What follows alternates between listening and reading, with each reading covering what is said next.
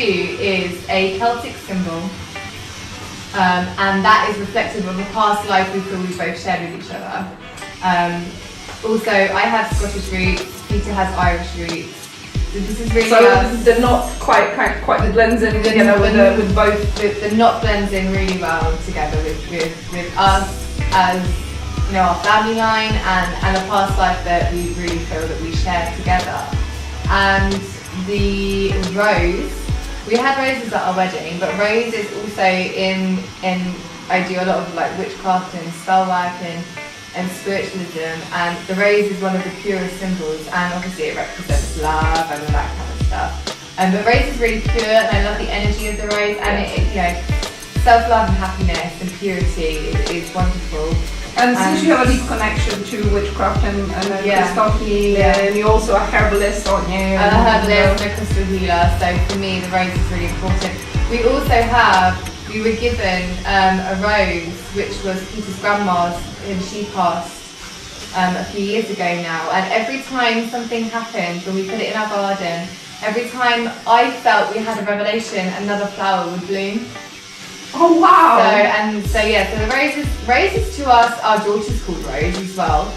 Roses have always been a really that's like a massive symbol in your life. In our life, it's a really big symbol. Even your daughter is our called daughter Rose. is Rose. So roses are really big, and obviously the rose is on fire to depict this wonderful flame. You know, we are twin flames. The twin flames they are much more than soulmates. They are literally the other half of your soul, your entity.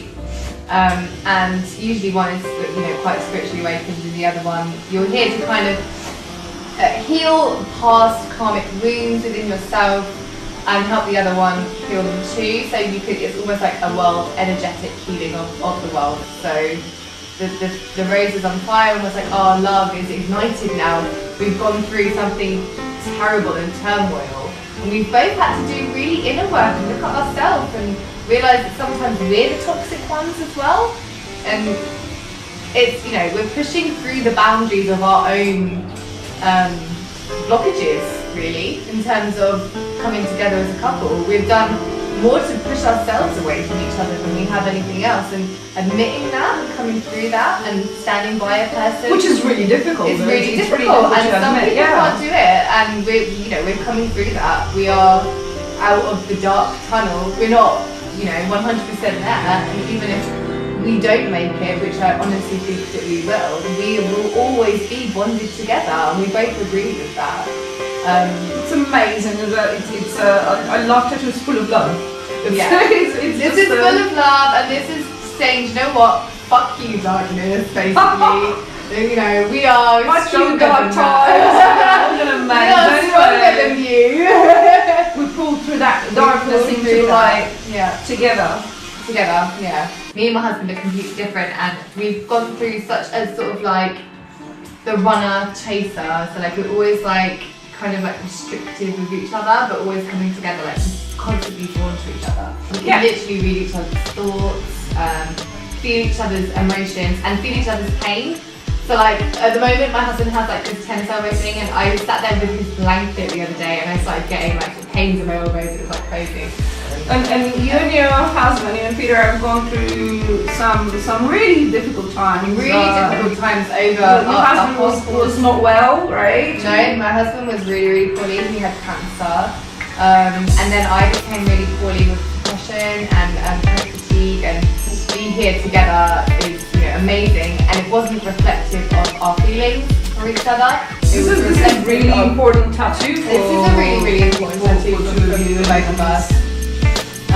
But yeah, it wasn't about our love for each other, it was more the fact that everything that we'd done to try and be together felt like it was drawing us further apart. But we always feel connected. Okay, so Ebony told me about why you guys are getting this tattoo and her reasons for it. Mm-hmm. You okay? Sorry, I didn't even say you're ready. Sure. I'm used to getting these. Are you ready? Here we go. So yeah, obviously this will have a similar meaning to you, but how would you describe some bodies behind it? Well, it was just the main part of it was a symbol of a unity between me and Ebony. that our sort of love that we have is unbreakable. We're constantly linked, been through a lot of turbulent times for our being together. Especially your unexpected illness, which shook you both. Yeah, the cancer was the scary part of life. But for me personally, it was just one of those things that you sort of go through, unfortunately, and the only way that you'll get out of it is to grit your teeth and get on with it. It was a weird one. I knew it was something that would never beat me, so I just carried on going on with it. And it started really from something little. As you told me, it was neglected by doctors to begin with, so nobody actually thought this was cancer. Yeah, myself, I kind of knew from a long history of cancer in the family. I'd lost my grandmother recently, and I kind of was playing football, and my coordination and balance had gone. So I knew that there was something seriously wrong with myself and my body. When I went into the doctors, I kind of self-described myself, and they didn't believe it until they went on the ultrasound, which came back saying that it was cancer, and the biopsy and the other treatments that I had to have a PET scan. So originally it started in your lymph nodes? Yes, around my neck. So I had a biopsy done in the neck, and then once they came back and said that it was Hodgkin's lymphoma, I went back and started the other treatment, which was to go up to another hospital in Oxford. Yeah. Get a PET scan done to determine where the cancer was, and it had spread throughout all of my lymph nodes. Once I got the full diagnosis back, they said that I started off being as a stage 1 and went into a stage 3 within a couple of weeks, really. So it literally spread throughout your body in a matter of a couple of weeks. Yeah. So since the diagnosis, once you knew that, or you had confirmation, you just started. It's almost like it's like it released it throughout the rest of the body. It was, wow, how these things are connected strongly to the mind, huh? Yeah, absolutely. I kind of just tried to stay positive throughout the whole thing, and knew that it wasn't something that was going to take me away from Ebony and my kids and the rest of my family. So stayed positive through it, done the treatment that they wanted me to do, and I'm still here fighting now. So. That's amazing, and well done for being free for, is it 5 years now? 5 years now, yeah. But most of the things that you can't really do it without the support of your family around you, and No. My Ebony has been amazing. So this is there's a lot of symbolics that goes into this particular tattoo, and I think every tattoo represents like a lot. Yeah, every tattoo that I've ever done has always had a meaning behind it, and this one especially, that it's got personal ties in it. I was the one that sort of chose the symbol, going back from sort of Celtic roots that we've got both together. Yeah. And then Ebony obviously wrote a lovely wording to put on it as well. Oh, nobody created this together. Yeah. I was just like a spoon in a mixture, really. So putting together ideas, and that was it, and then performing it on the skin. Oh. Your son was how old when this happened to you? 8. 7 or 8, isn't it? 7 or 8. Yeah, 8 years old. I don't think he really understood much what was going on. Well, sadly, there was one of his friends in his class whose mum had actually passed away from cancer at that time. So he was aware of it, and we did speak to him about it, but I think they know more than what we think they do. Yeah. And our William isn't much to talk about things, and you can see that it worries him a lot. So we did try to reassure him and things like that. Yeah. And of course, every time Peter's been to the hospital since. He's like, is everything okay with the cancer? So it does still bother him now. Yeah, of course, yeah. I think as well with William as a family as a whole, we've been through so much, and William and obviously Peter wasn't his dad by blood, but he does call him his dad, and it is almost very much how I felt, as if to say, you know, we finally got this happy place, this, you know, a dad, and you know, everyone's happy. Like, what, you know, why are you coming all of a to take sudden this no. from us? You know, that's how it kind of felt from family's point of view. It was very scary.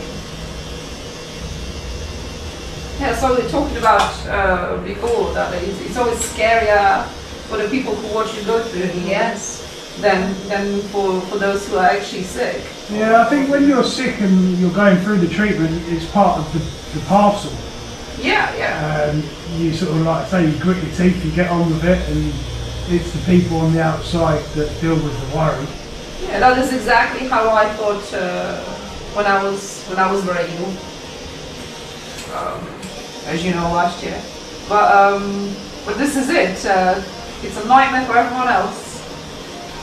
If you keep a positive mind, you just deal with it day by day, hour by hour, moment by moment. You grow stronger. And it changed you as a person? Yeah, I think it has a bit. It has. You've become a little bit less conscious about worrying so much. About things like saving money and you know, like a regular, you just want to live. Just enjoy every single day now, really. And you felt kind of invincible after. Oh, definitely, yeah. So it was quite an empowering experience. It can be, yeah, because obviously it's such a, I don't know, an in-depth invasion into yourself that when you actually come through it, you know that you've beaten it. So it was sort of like, if I can get through that, which was something that could have killed me. You can get through anything. Yeah, I can beat anything, really. So you come like face to face with death. Yeah. And you're saying, no, mister. Not my time yet. Not taking me yet. The horrible thing about it is what it changes on the inside of you, your actual body as well. So. Oh yeah, it has a huge impact on your immune system, on your organs. Everything. So I used to play a sport a hell of a lot. Never had hardly any injuries. Then I had my chemo and then ended up snapping my ACL in my knee, which meant I had to have knee surgery last year. Everything becomes weaker. Yeah, your bones become brittle. I've had teeth fall out. It's weird. Your hair changed colour. My hair changed colour, yeah. It's a lot lighter blonde. And my eye colour changed. Weird. I can only relate a little bit to that since I've been on my treatment for 18 months now. But steroids do that too. They change things in the body that you don't expect. That's it. I was on steroids as well. Yeah. Did they bloat you out? Like did you? I still got a moon face. So I'm still dealing with that. I still got a lot of swelling all over my body, which is just not going away until I reduce the dose. But, so one of the was it an anti-sickness tablet they gave me that time? Yeah. It literally turned my face into like a tomato. Yeah, I was allergic to it. I had an allergic reaction. Wow. Yeah, we had to take you to A&E straight to the... Do you remember what I was doing in the morning? Is I drove down to Brighton to do a measure for someone, didn't I? Yeah. I went to measure a kitchen up in Brighton and my face started getting all itchy and I was getting redder and Come home hotter. and I was like, what have I done to your face? Who are you? You're not my Peter. Who are you? Intruder. Yeah, it was weird. But it's so funny now because you look back on photos of when we got married, and at the time you just looked like him, but you look back and you're like, wow, you really did change. Yeah, changes you completely. Yeah. So, yeah, but the swelling and the changing of me, I look completely different to how I normally look. You shaved your head. Well, I was just about to say, the scariest thing is one morning when you wake up and you see half your hair on your bed. Yeah, it just comes off. Yeah. And then we ended up, shaving it out. Yeah, Peter was like, right, today's the day. He sat Well, I lose my hair. He let me shave all his hair off.